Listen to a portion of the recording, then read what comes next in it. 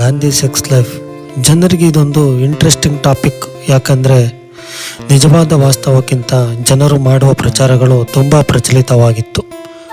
ಆ ರೂಮರ್ ದಿನದಿನಕ್ಕೂ ಬಲವಾಯಿತು. ಅದೆಷ್ಟು ಬಲವಾಯಿತು ಅಂದರೆ ಚೆನ್ನಾಗಿ ತಿಂದು ಕೊಬ್ಬಿದ ಅಡವಿ ಹಂದಿ ಹಾಗೆ ಬಲವಾಯಿತು. ಅಷ್ಟಕ್ಕೂ ಗಾಂಧಿ ಬ್ರಹ್ಮಚಾರಿ ಜೀವಿ ಆದರೂ ಯಾಕಷ್ಟು ಕಾಂಟ್ರವರ್ಸಿ ಆಗ್ತಿದೆ ಅಂದರೆ ಅವರು ಮನೋಬೆನ್ ಎನ್ನುವ ಹೆಂಗಸಿನ ಜೊತೆ ನಗ್ನವಾಗಿ ಒಂದೇ ಬೆಡ್ ಮೇಲೆ ಮಲಗಿದ್ದ ಕಾರಣಕ್ಕೆ. ಸೊ ಇದರಲ್ಲಿ ನಿಜವೇನು ಎಂದು ತಿಳ್ಕೊಳ್ಳೋಕ್ಕೂ ಮುಂಚೆ ಗಾಂಧಿ ಅವರ ಬಾಲ್ಯದ ಸೆಕ್ಸ್ ಲೈಫ್ ಬಗ್ಗೆ ನೋಡೋಣ. ಗಾಂಧೀಜಿ ಅವರು ಸ್ಕೂಲ್ ಡೇಸಲ್ಲಿ ಇದ್ದಾಗ ಒಬ್ಬ ವೇಶ್ಯ ಬಳಿ ಹೋಗ್ತಿದ್ರು ಅಂತೆ. ಅದು ಒಂದು ಬಾರಿ ಅಲ್ಲ, 4 ಬಾರಿ ಹೋಗಿದ್ದಾರಂತೆ. ಬಟ್ ಆ 4 ಬಾರಿ ಕೂಡ ಭಯದಲ್ಲಿ ಏನೂ ಮಾಡದೇ ಇದ್ದಕ್ಕೆ ಆ ವೇಶ್ಯೆ ಬೈದು ಕಳಿಸಿದ್ಲು ಅಂತೆ. ಆ ಕ್ಷಣ ನನ್ನ ಗಂಡಸತನಕ್ಕೆ ಅವಮಾನವಾಯಿತು ಎಂದು ಫೀಲ್ ಆಗಿ ಸ್ವತಃ ಗಾಂಧೀಜಿ ಅವರೇ ತಮ್ಮ ಆತ್ಮಕಥೆಯಲ್ಲಿ ಬರೆದಿದ್ದಾರೆ. ನಿಜ ಏನಂದರೆ ಅವರಿಗೆ ಮದುವೆ ಕೂಡ ಆಗಿತ್ತು, ಅದು ಕೂಡ 13ನೇ ವಯಸ್ಸಿನಲ್ಲಿ. ತನ್ನ ಹೆಂಡತಿಯಾದ ಕಸ್ತೂರ್ಬಾ ಅವರನ್ನು ಸಂಭೋಗಕ್ಕಾಗಿ ಕಿರುಕುಳ ಕೊಟ್ಟಿರುವುದು ಸಹ ಇದೆ. ಮತ್ತೆ ಅವರನ್ನು ಅನುಮಾನ ಪಡುತ್ತಿದ್ದರು. ಆ ಟೈಮಲ್ಲಿ ಅವರ ಶೃಂಗಾರ ಕೋರಿಕೆಗಳು ಯಾವ ರೀತಿ ಇರ್ತಿದ್ವು ಅಂದರೆ, ಒಂದು ದಿನ ತನ್ನ ತಂದೆಗೆ ಭಯಾನಕ ಕಾಯಿಲೆ ಬಂದು ಇಂಚಿಂಚು ಸಾವು ಬದುಕಿನ ಮಧ್ಯೆ ಹೋರಾಡುತ್ತಿದ್ದರು. ಒಂದು ರಾತ್ರಿ ತಂದೆಯ ಸೇವೆ ಮಾಡುತ್ತಾ ಇದ್ದರು, ಆದರೆ ಅವರ ಮನಸ್ಸು ಪೂರ್ತಿ ಬೆಡ್ ಕಡೆಗೆ ಇತ್ತು. ತನ್ನ ಸೇವೆಯನ್ನು ತಂದೆ ಸಾಕು ಹೋಗು ಅಂತ ಯಾವಾಗ ಹೇಳ್ತಾರೋ ಅಂತ ವೇಟ್ ಮಾಡ್ತಾ ಇದ್ರು. ತಂದೆಯ ಕಡೆಯಿಂದ ಆ ಮಾತು ತಾನಾಗೇ ಬಂತು. ಆಗ ಗಾಂಧಿ ಹ್ಯಾಪಿಯಾಗಿ ತಮ್ಮ ರೂಮ್ಗೆ ಹೋದರು. ಅಲ್ಲೇ ನೈಟ್ 12 ಆಗಿತ್ತು. ಅವರ ಹೆಂಡತಿ ಗಾಢವಾದ ನಿದ್ರೆ ಮಾಡುತ್ತಿದ್ದರು. ಬಟ್ ಗಾಂಧಿ ಮಲಗಲು ಬಿಡ್ತಾರಾ? ಯಾಕಂದರೆ ಆಯಾ ವಯಸ್ಸಿನಲ್ಲಿ ತನ್ನ ಕಾಮ ಕೋರಿಕೆಗಳು ಹಾಗೆ ಇದ್ದವು. ಸರಿಯಾಗಿ ಅವರು ಸಂಭೋಗದಲ್ಲಿ ಇರುವಾಗ ರೂಮ್ ಬಾಗಿಲು ತಟ್ಟುತ್ತಾ ಒಂದು ಸಂಗತಿ ಬಂತು. ಅದೇನೆಂದರೆ ತನ್ನ ತಂದೆ ಸತ್ತು ಹೋದರು ಅಂತ. ಈ ವಿಷಯ ತನ್ನ ಆಟೋಬಯೋಗ್ರಫಿಯಲ್ಲಿ ಸ್ವತಃ ಗಾಂಧಿಯವರೇ ಬರೆದುಕೊಂಡಿದ್ದಾರೆ. ಸೊ ಪರ್ಟಿಕ್ಯುಲರ್ ಆಗಿ ಆ ಸಂದರ್ಭದಲ್ಲಿ ತಾನು ಮಾಡಿದ ಘೋರವಾದ ತಪ್ಪು ಗಾಂಧಿ ಮನಸ್ಸಲ್ಲಿ ಬಲವಾಗಿ ನಾಟಿತ್ತು. ಅದು ಗಾಂಧಿ ಜೀವನದಲ್ಲಿ ಮೊದಲಾಗಿತ್ತು. ಅಂದರೆ ಅವರು ಒಂದೇ ಸಾರಿ ಬದಲಾಗಲಿಲ್ಲ. ಫಸ್ಟ್ ತನ್ನ ಹೆಂಡತಿಯನ್ನು ಎಲ್ಲ ಗಂಡಸರ ರೀತಿ ಅನುಮಾನ ಪಡುವುದನ್ನು ನಿಲ್ಲಿಸಿ ಅವರನ್ನು ಪ್ರೀತಿಸಿದರು, ಅವರಿಗೆ ಶಿಕ್ಷಣ ಕಲಿಸಿದರು. ನಂತರ ಅವರು ಬ್ರಹ್ಮಚರ್ಯ ದೀಕ್ಷಾ ಸ್ವೀಕರಿಸುವುದಾಗಿ ಹೇಳಿದರು.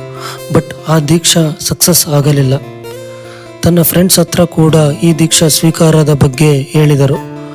ಬಟ್ ಆ ದೀಕ್ಷಾ ಕೆಲವು ದಿನಗಳವರೆಗೆ ಮಾತ್ರ ಸೀಮಿತವಾಗಿತ್ತು.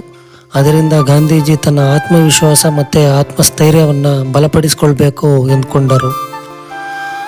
ಸಮಯ ಹೋದಂತೆ ಗಾಂಧೀಜಿ ತಮ್ಮ ಹೆಂಡತಿಯಲ್ಲಿ ತಮ್ಮ ತಾಯಿಯನ್ನು ಕಾಣುತ್ತಿದ್ದರು.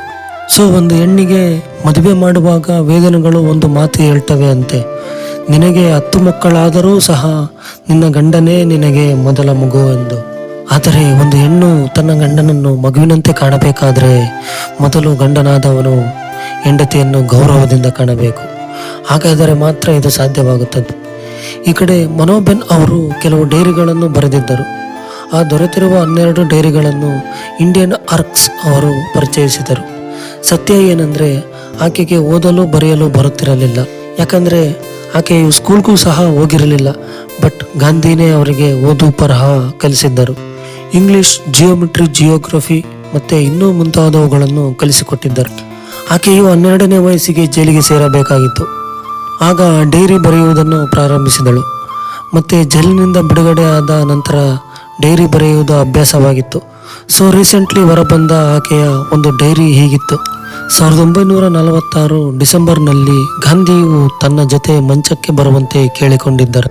ತಾನು ಲೈಂಗಿಕ ಕ್ರಿಯೆ ನಡೆಸಲು ಅರ್ಹನೇ ಅಥವಾ ಇಲ್ಲವೇ ಎಂಬುದು ಚೆಕ್ ಮಾಡಿಕೊಳ್ಳಲು ಈ ಪ್ರಯೋಗ ಮಾಡಿದ್ದರು. ಆಗಿನ ಅವರ ವಯಸ್ಸು 77 ವರ್ಷ.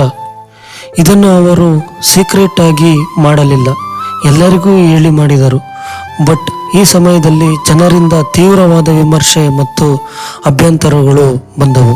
ಆದರೆ ಮನೋಬೆನ್ ಅವರು ತನ್ನ ಡೈರಿಯಲ್ಲಿ ಏನು ಹೇಳಿದ್ದಾರೆ ಅಂದರೆ, ಅವರು ತನ್ನನ್ನು ಒಂದು ಚಿಕ್ಕ ಮಗುವಿನಂತೆ ಹಗ್ ಮಾಡಿಕೊಂಡು ಮಲಗಿದ್ದರು ಎಂದು ಬರೆದಿದ್ದಾರೆ.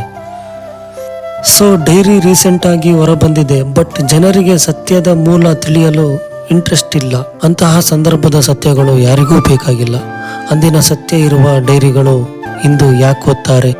ಸೊ ಯಾವುದು ಹೇಗಿದ್ರೂ ಗಾಂಧಿ ತಪ್ಪು ಒಪ್ಪು ಏನೇ ಇರಲಿ, ಯಾರನ್ನಾದರೂ ವಿಮರ್ಶೆ ಮಾಡುವ ಮೊದಲು ಏನು ತಿಳಿಯದೆ ದ್ವೇಷ ಮಾಡುವವರಿಗೆ ಹೇಳುವುದು ಒಂದೇ, ಒಬ್ಬ ಮನುಷ್ಯನನ್ನು ವಿಮರ್ಶಿಸಿ, ಆದರೆ ನೀವು ಅವರನ್ನು ಇಷ್ಟಪಡಿ ಆದರೆ ದ್ವೇಷ ಮಾಡಬೇಡಿ.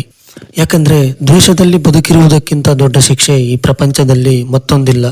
ದ್ವೇಷ ಅನ್ನುವುದು ನಿಮ್ಮನ್ನು ನೀವೇ ದಿನನಿತ್ಯ ನಾಶ ಮಾಡಿಕೊಳ್ಳುವ